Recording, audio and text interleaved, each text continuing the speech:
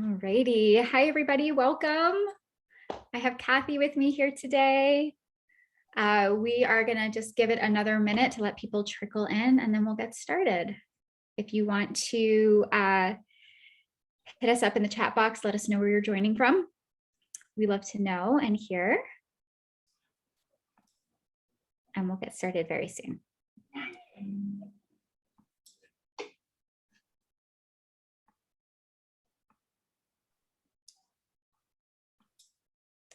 Maybe. Hi, Danielle. I feel like your name is familiar to me. Have you been on a past webinar? I feel like I've seen you pop up here or there. Hi, either way, hi.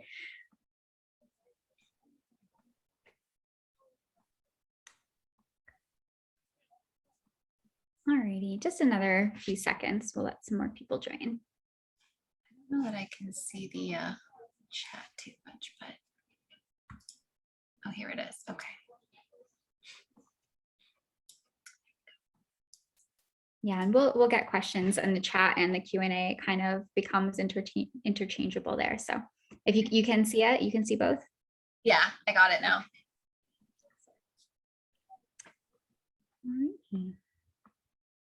Okie dokie. So we'll get started.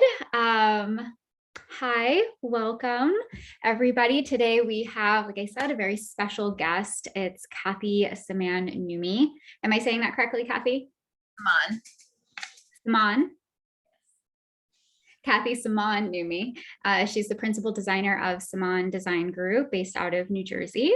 And the design firm handles both residential and commercial spaces and also offers branding packages for businesses, which I'm really excited to learn more about today. So the design firm's aesthetic is all about combining very simple monochromatic palettes with high luxury, elegant design. I feel like every time I view your work, it's like a luxury spa. I just get this sense of like exhaling every time I look at your work. It's so serene, it's so calm, but also feels very expensive. And that's such a nice combination. So if as a designer, this style calls to you, definitely check out her work. We'll be sure to link all of her sites, her Instagram page, so that you guys can find her easily. And also Kathy has a very rich background in realty that has lent a unique perspective to her design business today. So that's the first thing that we're going to jump into. But first, welcome and thank you so much for sitting down with us today, Kathy. Thank you guys for having me. I'm super excited. Yeah. So we were just talking about this off screen on very interesting. So I want to share it with the group. You began your career kind of, or started your journey to this career about 10 years ago. Is that correct? A little over, but yeah. A little over 10 years ago, and you were renovating your own homes and then flipping them and moving all over. So can you kind of walk us through what that looked like? So my husband and I got married very young at the age of 20, and we moved around a lot. He had, things that he had to move for his job. And so I, obviously being the good wife that I am, moved with him all of these times. I think now we're at like number 9. And we would move someplace, we would move into a rental. I would absolutely hate it. I would be like, let's buy this fixer upper. And, I would spend anywhere from like 6 months to 12 months renovating. We would move in, we would live there for sometimes only like a year. And then it would hit the market because we had to move again. And with each move, our houses were sitting on the market less and less. And I think that was a combination of things. I think I had a really good eye for location because I do come from a real estate background. My family does redevelopment. I kind of grew up in that industry. And then 2, I think I had an eye for design. I mean, I originally went to fashion design school, so I do understand fabrics and texture and all the same things that, 4 classes at least, initially that sort of correlated with interior design. And it sort of, I don't know, kind of made me really love, instead of creating just an outfit, I got to create like rooms and things and layer all these like fun aspects of interiors, and I read a lot. So I went online, read with each move that we did with each house. I would learn a little bit more. And then I ended up, before really launching this business, I took a couple of online courses so I could just like familiarize myself a little bit more with terminology and things like that. And I had a lot of amazing mentors who really encouraged me to just pursue it and kind of trust myself. When my husband and I built our house in PA, that was like 9 years into our marriage, I guess, at that point. I think that really pivoted my viewpoint as to me making this a career. I felt like if I could really design a 5,000 square foot house, then I could really do anything. And then I sort of took that as I took that as my, like, hey, okay, you can actually do this. I kind of built up the confidence enough to realize that this could be something more than just me doing this for friends and family and myself and flipping homes on our own, and to really make homes for other people and businesses for other people. So that was a couple of years ago. We sold that house and we moved home finally after a very, very long journey. Around. Yes, around, Pennsylvania, Ohio. We lived, here a couple of different places in New Jersey. And so the culmination of all of those moves and all those homes really just made me have like a spark. I was like, what am I waiting for? I'm not getting younger. I'm not, I'm not utilizing my time in the best way. And I knew I always wanted to have a company, and it sort of went hand in hand with what my family does. And so I had always been kind of had my hand in what we did, not to this level. And I'm so glad that I met the people that I met along the way. They taught me like things that were absolutely invaluable, and I'm very grateful for them. Different architects, different designers, people in the industry, people outside this industry. And that led me here. Awesome. And so how many homes did you renovate before you turned your sights on like a full-fledged interior design business? So between our rentals and our personal homes, I think it was around 10. And that's kind of like where I felt like, all right, maybe this you're is established. Yeah, I was like, all right, I think almost a dozen certifies me in knowing a little bit about what I'm doing. Yeah, full homes especially. You're good. Exactly. And the home that we had renovated in Cleveland actually sort of pre-sold. We had the intention of putting it on the market on Tuesday, and we had an offer on Sunday before the Tuesday that was supposed to come up, and that sold literally like to signing a full agreement was 3 days. So like things like that along the way just made me sort of like build up confidence in realizing I did know what I was doing, and then taking the classes and kind of like learning things along the way from different industry people. It just, snowballed, I guess. Yeah. So with your design aesthetic, it's very distinct to your brand. How did that kind of grow and morph throughout that 10-year process? Was it always there? Was that always your preference, or did you have to come to find that over time? I think the first house, I did that same sort of concept, but in each room. And then as I renovated the next home, I was like, oh, I really like the way those palettes feel to me, where it's like the same green, but in different hues, or the same red in different hues. That really appealed to me. And I think I got that from my design background. That's really how I used to like to layer clothes and outfits as well. With your headshot as well is very monochromatic. Exactly. Yeah. I think this was something I just innately felt was me. And I've carried that into this business because it just feels organic. I think the hardest part is sort of teaching my team and my staff that technique. That's a little bit different than most other people. There are projects that are outside that box, right? But for the most part, that's what I prefer and like. I think it looks really beautiful. And like you said, it's almost like a luxury spa everywhere you go. And that doesn't mean we always use, gray or cream or black and white. Right. We do use other colors, and it's really fun. So yeah, I don't know. It just, it's like innately who I am, I guess. Even like here in my office, it's a little bit like that. So. And it's, I think something about that monochromatic, like you said, the same color, but in different, slightly different hues. It's very clean. And that gives off like a very sophisticated, very high end, but also very calming space. So it's right in line with what you're achieving. And so many of the businesses that you end up working for are kind of within that, that business type, correct? Yes, a lot of them are luxury brands. Even the clients that we do have really like that aesthetic and like that style. They want like a luxe feel. And so that really lends itself to the same thing.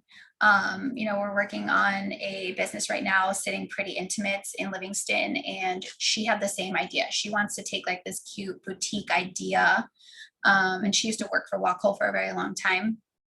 And then she met me, and we've kind of created this luxe feel in her space. And we helped her do the branding. We helped her with her signage. We've helped her with her, really the entire business, because it's like back end. We've created a custom wallpaper that she's now incorporated into her tissue paper that she stuffs her bags with. So like that's all like layered in, right? All those little pieces, and they all matter for a brand, for a company. And same goes for a home. I mean, you want your kids' playroom to feel like, one, fun, but two, like it should feel like there's texture and there's a little bit of color and there's like all these like elements that really make it cozy and homey. So it goes through our entire design process with every client. That's so cool. And I think that branding aspect of your business is so niche and makes you stand out from the crowd, because that's not common. You don't see branding packages being coupled with design services, but it makes so much sense to group that together. So is that something that you also handle personally, or is that something that you have somebody specific who handles the branding aspect within your firm? We handle it personally, especially me. I think I grew up around that sort of idea.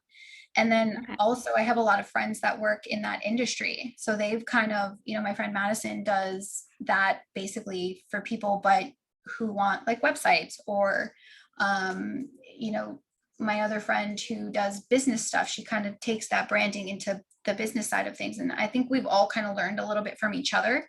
I think people realize very quickly from other entrepreneurs that brand is like key to anything at this point. Our personal brands and the brands that we're trying to help launch in the commercial spaces, it's really important. You should understand who the brand is walking into the door. And some people that don't hire designers miss the mark because they don't quite wrap their whole head around what that means. If you are going to create something for a client who's high end versus somebody who's boho, those are two different things. Somebody who shops at Lululemon and somebody who shops at Urban Outfitters might not be the same clientele, right? And you have to kind of figure out what those people want to see when they walk into your store. And so it's not just like, oh, like cute fixtures and this like awesome layout. It's like, what does that person want to feel walking in? It's a feeling. Everything that we do as designers is a feeling. It's a mood. So it's 100%. Important. Yeah. I want to feel luxe. Like I want to be served champagne when I walk in the door. I want to feel that, if I'm spending $150 on a bra, like, yeah, I want to feel like I can do that in this luxe space too. I want that service.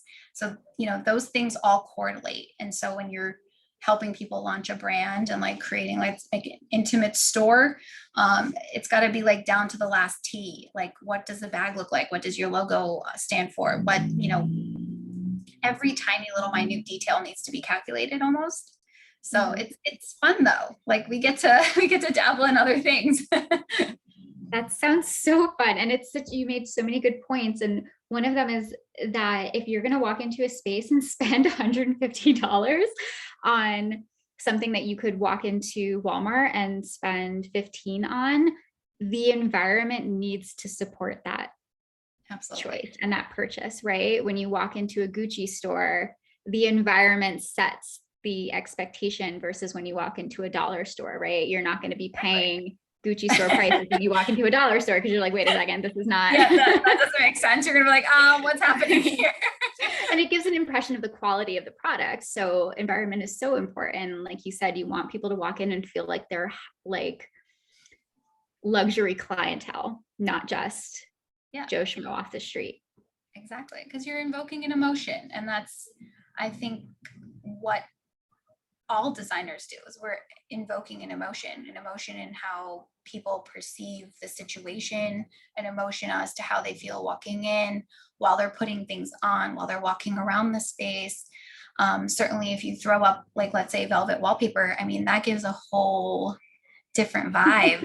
You know what I mean? Like those are the things you think about when you're creating spaces, and it's, you know, it's a little fun, like, to do it for businesses. I think it's a little bit more creative. You have like a little bit more craziness that you can do.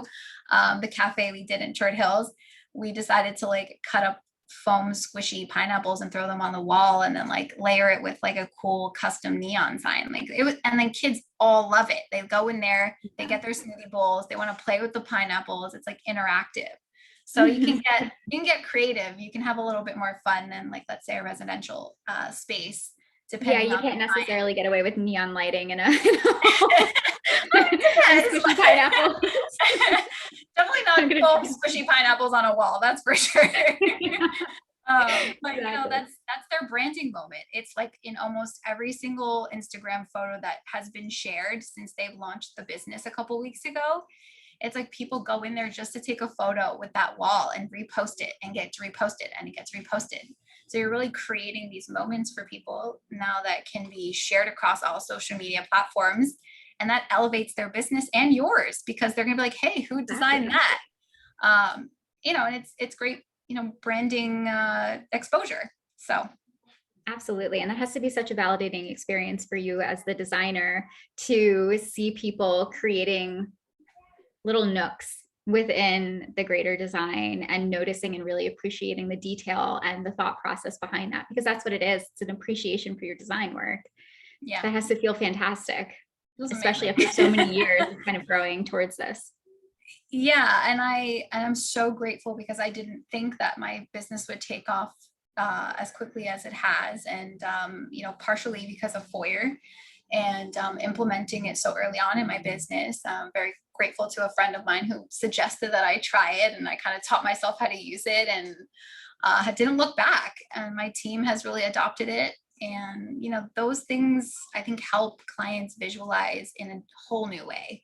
And it makes our lives slightly easier, because it's quicker than, you know, SketchUp or V-Ray or, you know, those other programs and things like that. So, you know, it's been a good learning experience, and everyone that I've met has been absolutely just a pleasure.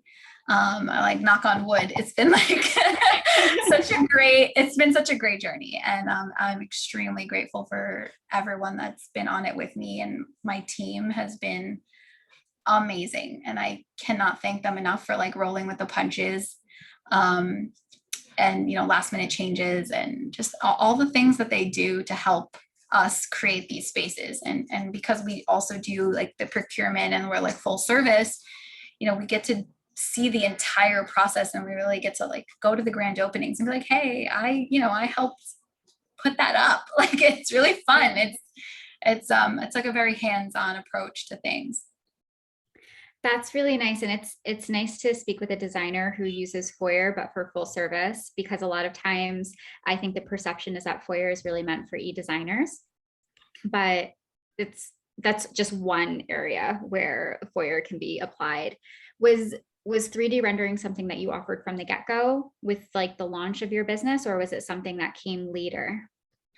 The very first project I did, I had just started using it, and I really wasn't very confident in using it. So for that design package that I put together very early on, it was like just a couple of renderings. And if you look back into my feed, you can see like where we started and where we're at now. It's like very different, because we learned along the way. And then, you tweak things, and also Foyer's fun because there's like ways around things that you discover as you use it.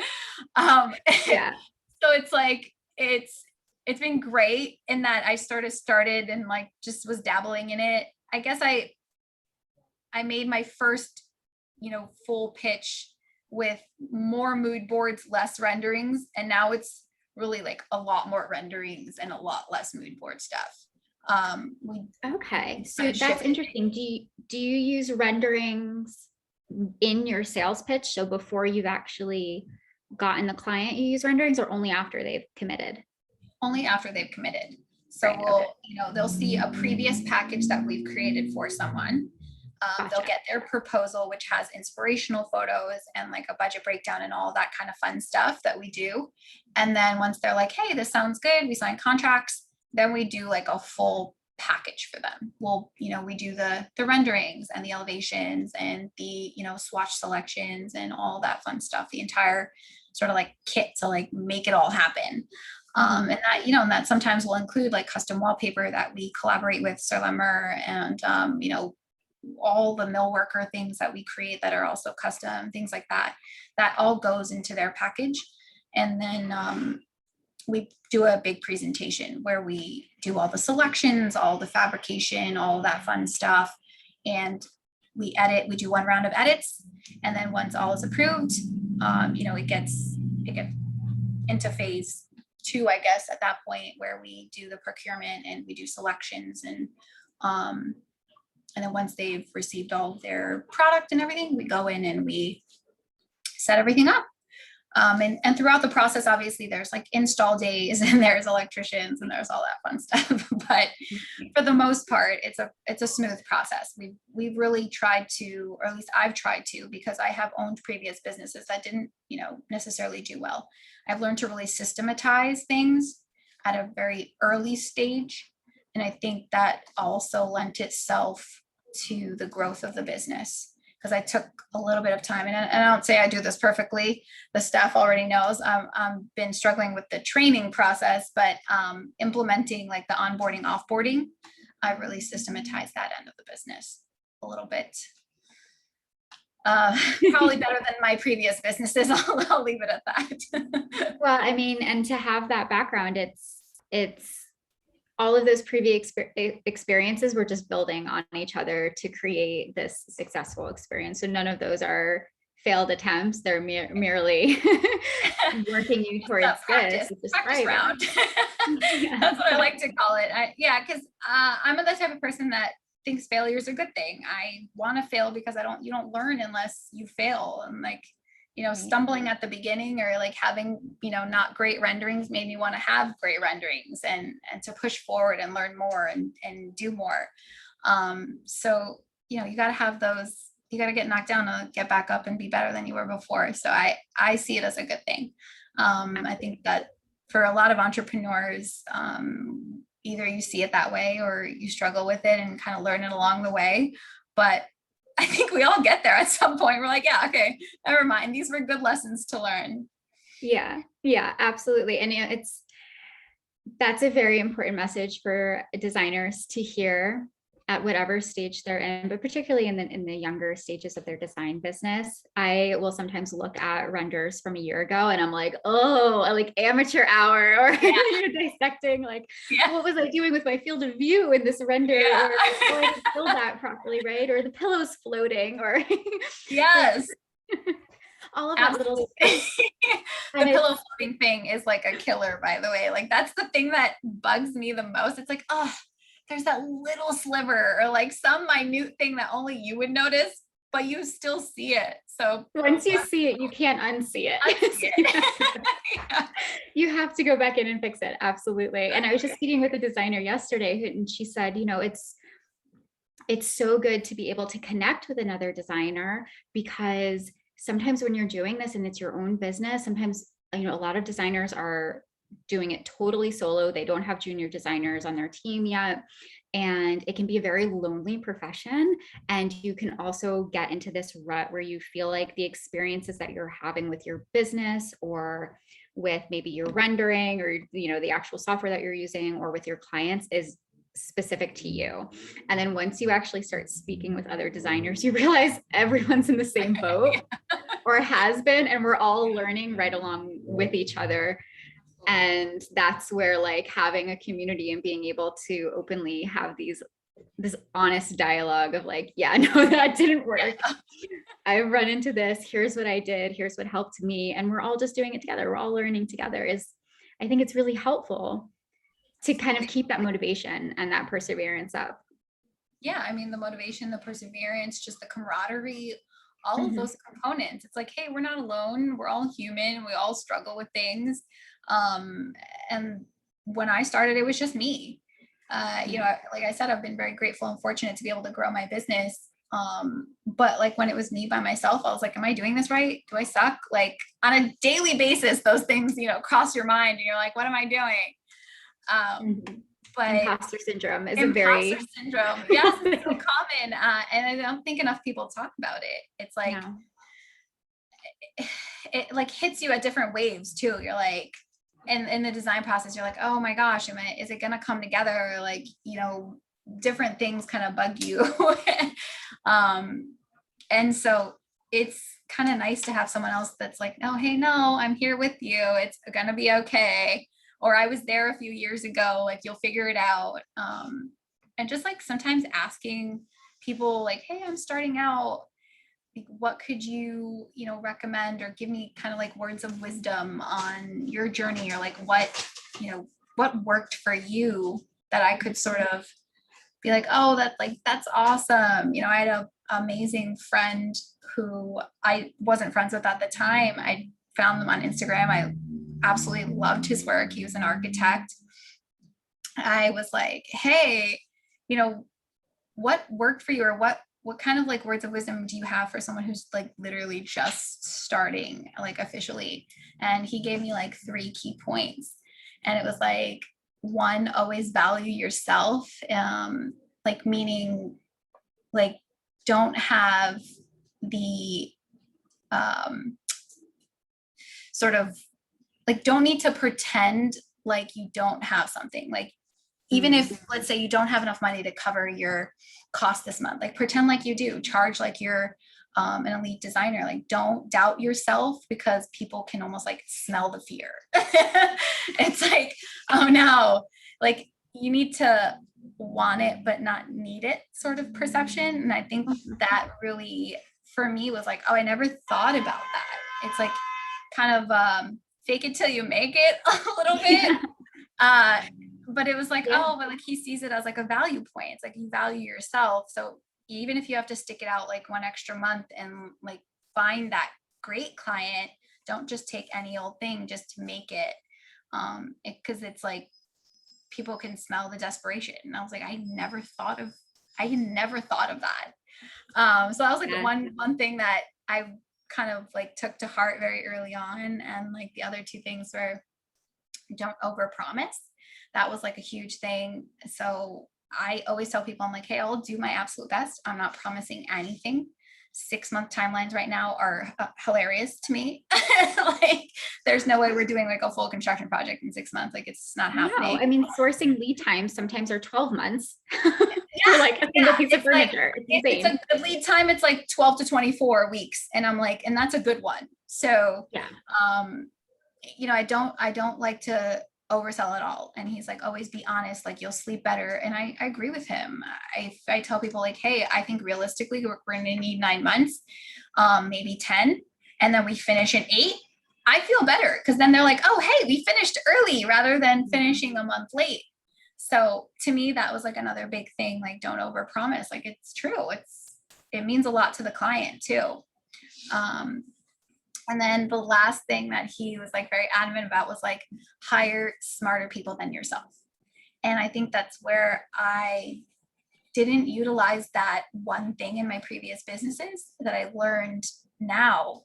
You should never be the smartest person in the room, because then what are you learning? How are you growing? Who are you becoming? Are you worthy of the things that you want to accomplish if you constantly need to feel like the smartest? I don't care to be the smartest person in the room. I want to learn from all the other people that I've been surrounded with. And because that will bring your level up and you'll exceed your own expectations by just taking a moment to absorb everyone else's viewpoint on life, what they've learned on their journey, where they've been. I mean, the the people that even work with me. I mean, Michelle is from the US, but she grew up in Japan. That's a huge perspective for me. When a client came to us and they were like, I want to design a Japanese bathroom. I was like, Michelle, what is a Japanese bathroom? You know what I mean? Like, I understand the philosophy, but I was like, what does that entail exactly? Things like that. So, being able to call on people that do work with you, or even just your friends that you made connections with is huge, and learning from everyone that you've been in contact with. It's also really nice to have that sort of thing to lean into as you grow and as you become who you hope to be. Absolutely. You're speaking my language right now with all of your points. This is something that comes up so frequently. I'm going to go back to your first point and then work my way down. Okay. The first point, it plays so much into what we were discussing about branding, which is your value. And this is something that I've talked with other designers about, is like when you are so concerned about making it's not your responsibility to be affordable to everybody. Number one, right? And number two, there is going to be a perception of the quality of your work based off of what you charge. When you walk into the dollar store, you expect to buy crap, right? You don't expect it to be lasting stuff. But when you spend $2,000 on a purse, you expect it to hold up, right? Because there's a value associated with the cost. And you devalue yourself, or you run the risk of devaluing yourself when you try and make yourself accessible to absolutely everybody. So understanding who your clientele really is and what that budget looks like, and then charging a budget that they would actually see value in if they were charged, is a really important first step. And like you said, if you don't value yourself and if you don't see the strengths in yourself, nobody else is going to value you, because they're going to sense that. Yes. They're going to sense the insecurity. They're going to sense the fear. They're going to sense all that nervousness, and they're going to immediately not have confidence in your abilities, and they're not going to want to spend any amount of money. Absolutely. Even if it's cheap, right? So such a good point. And I think such a really important thing for new designers to hear, because there is that tendency to just want to make yourself affordable. I'm still in that like mentality of trying to shift and really charge what I'm worth as I'm gaining more projects. And it's so nice to hear from another designer that like, do it. Yeah, no, charge your worth. I'm like, yes, do it. Charge more money. Yeah. Like at one point, like I was obviously charging less, and another friend of mine was like, hey, why are you not charging enough? I was like, well, I want to make sure I have projects. I obviously need to like build up to having what I have. But then it went very quickly from like, I want to build to OMG, like I can't handle it. And so that's when you need to bump up your pricing, because It's like, there's that gap there. When you get overly busy, you're busy for a reason. That means you're good at what you do, and you can charge more and be a little bit more selective in who you take on as a client. And like you said, like it's important to value yourself. It's important to, I think, have other designers who are just starting out, like really hear that. I think we get it into our head, like, oh, this is why we're successful, only because we're charging this much. Like, yes, okay, just this thing, and we overanalyze, and it's not the reality. It's like there's a budget for every single person. If people can go out and spend $2,000 on a purse, they can certainly pay your fee. You know what I mean? Like that's just facts of life. Absolutely. And if you have 25 projects that you're kind of half-assing at because you're so overwhelmed, but you need those 25 projects to pay the bills. That's not good either. Yeah, you could cut those in a third and charge more for your services, and then provide better work, and then get better clients going forward, because your work starts to speak for itself. So it can become a spiral in either direction, either good or bad. Yes. You are speaking my language too, Rachel. This is great. It's like, yes. I'm glad we talked.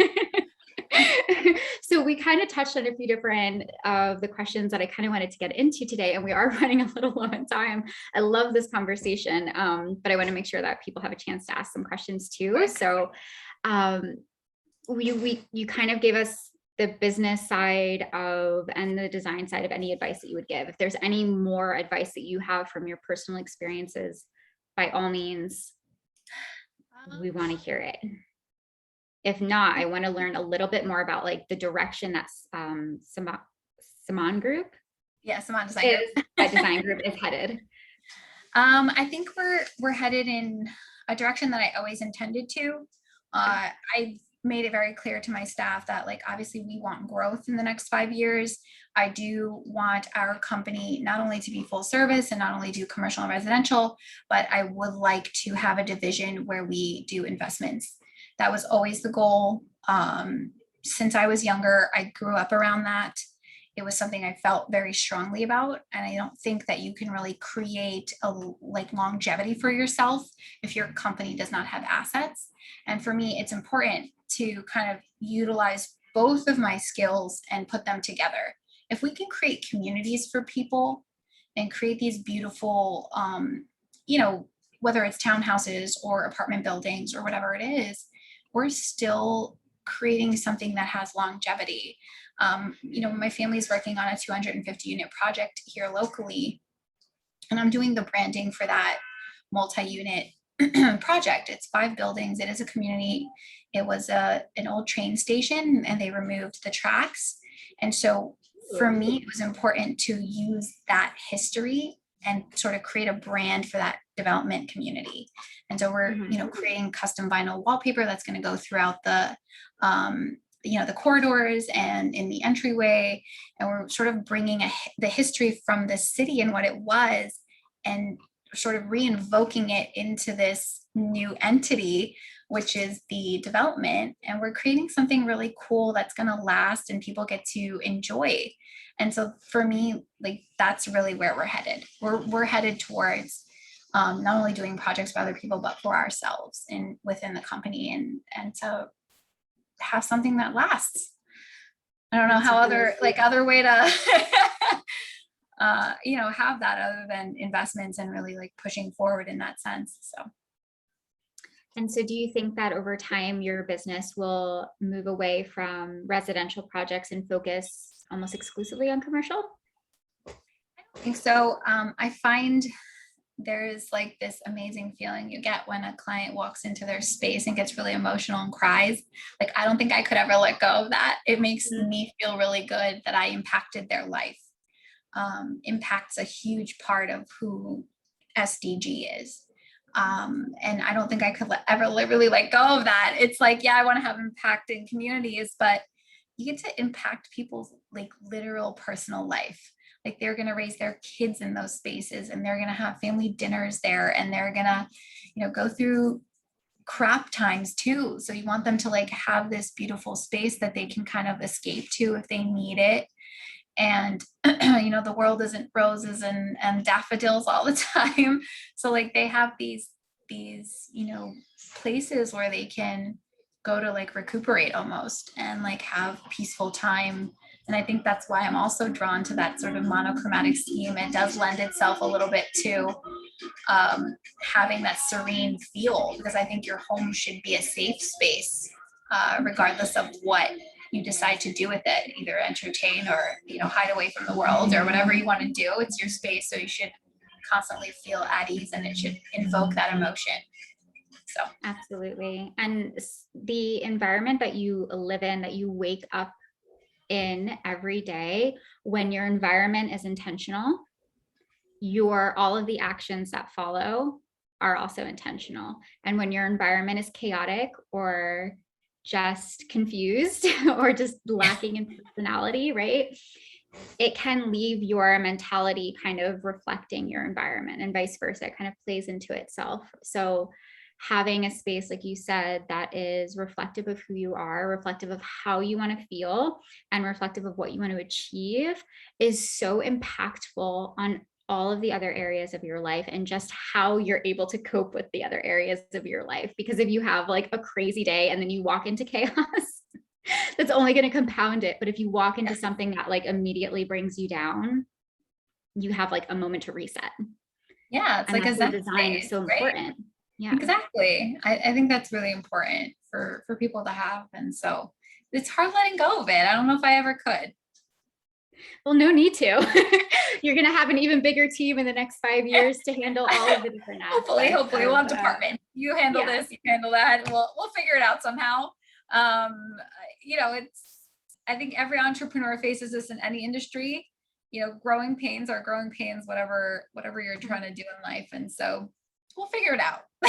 Figure it out. You'll make it happen and you'll figure it out as you go. And absolutely. And that's the way to do it. You start before you're ready, right?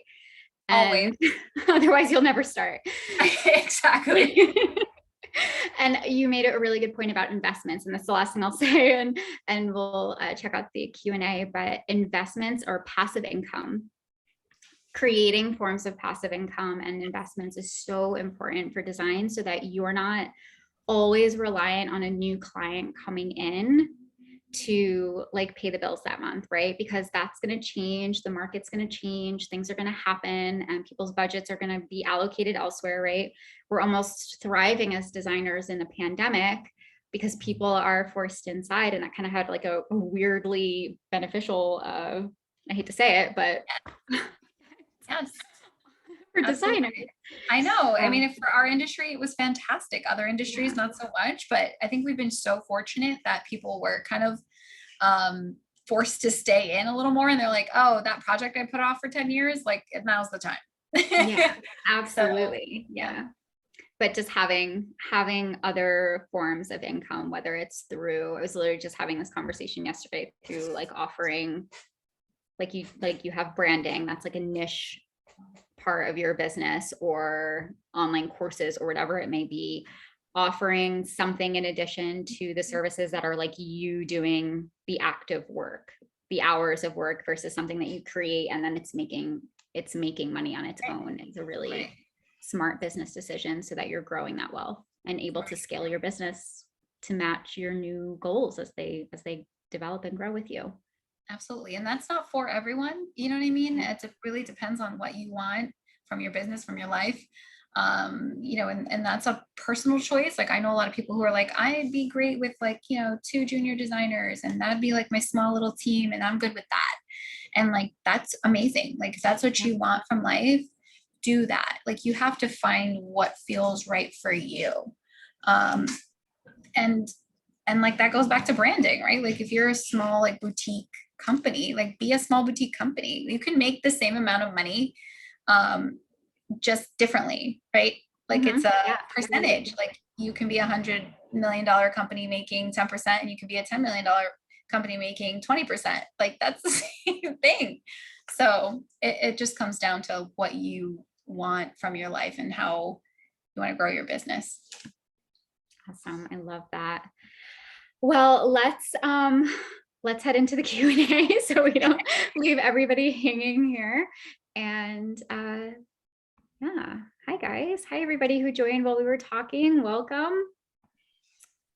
If you have any questions for Kathy specifically about her business or scaling your business, just let us know.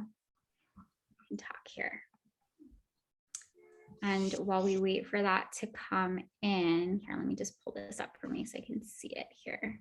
So I want to understand a little bit more about the real estate background and how that plays into everything, and like the growth. Like when you speak about those investments, are you going to be partnering with your family's real estate business, or is it going to be a separate entity?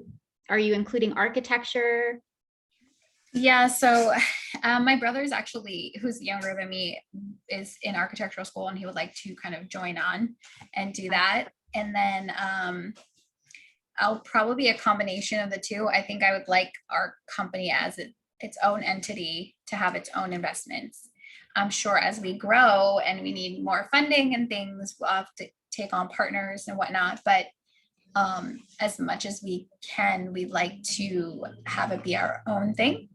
I think the point of having any kind of business, for me at least, is that it is self-sufficient.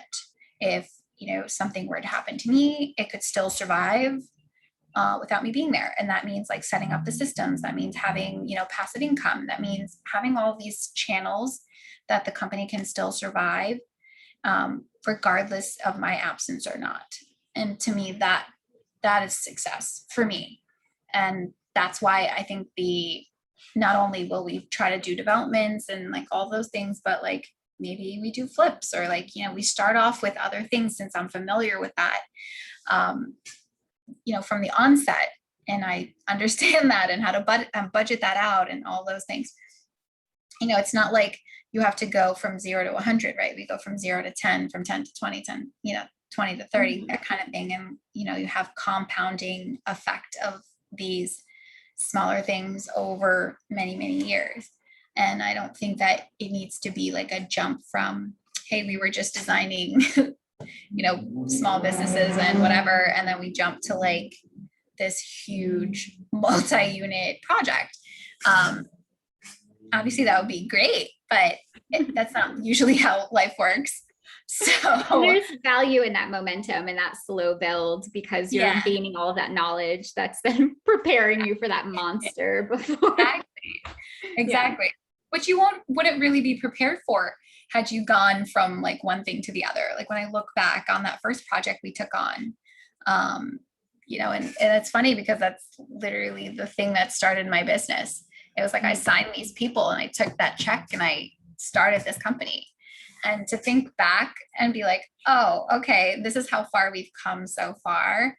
I can't imagine even like how far we'll go on knowing the things that I know now that I didn't know before. Like, it's just that compounding knowledge, that compounding, like, it's like interest. That's the way interest is. It compounds.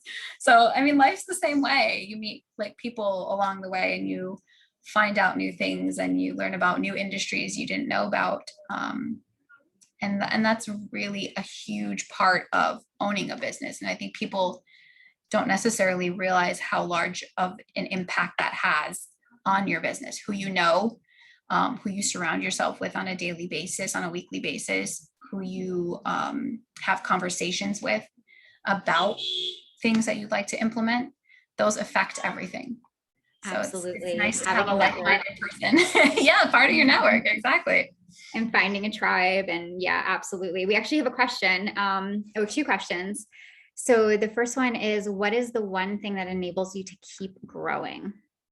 The thing that enables me to keep growing is just pure wake up and do the work, period. Discipline for me, I think, is the key to everything. We do things in life we don't like to do. I don't necessarily love working out all the time, but I do it because I need it for one, my mental capacity, and two, for my health. If I'm not here in 10 years or 15 years because I have high blood sugar or whatever, those things affect everything else. And so for me to keep growing, I need to do the things I don't love to do all the time. I don't love doing invoicing, but I have to do it. Otherwise this company doesn't grow.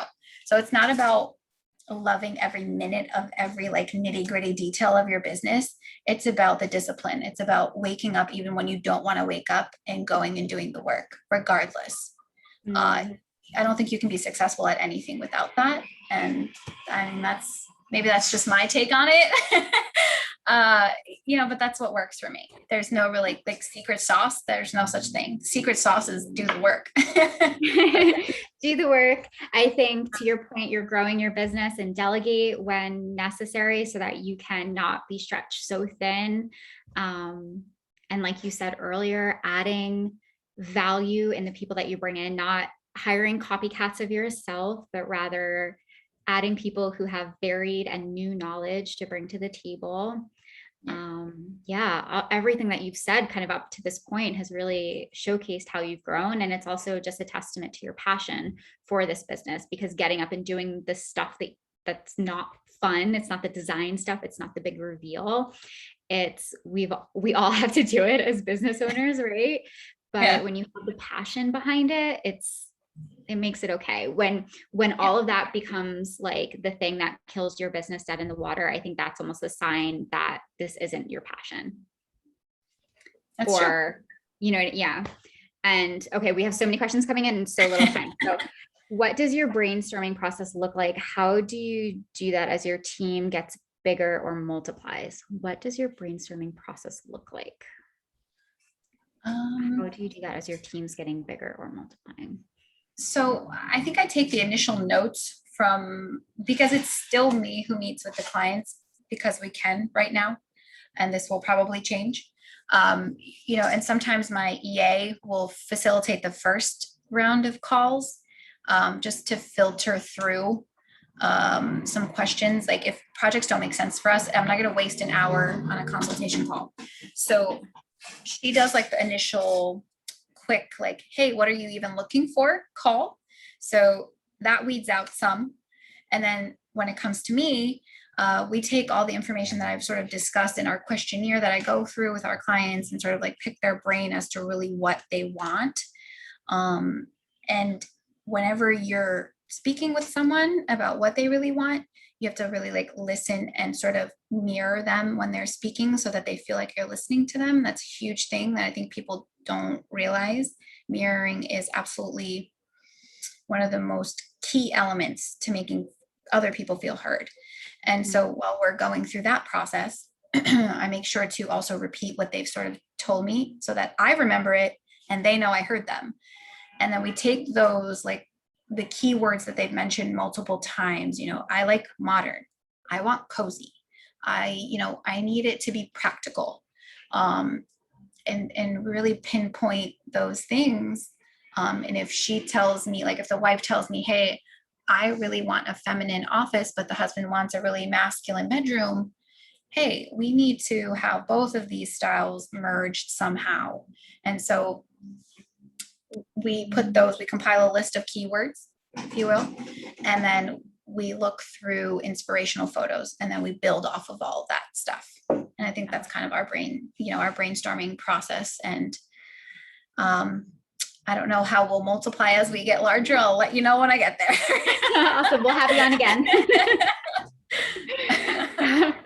Alrighty, 2 more questions if we can get to them, guys. I hope we can.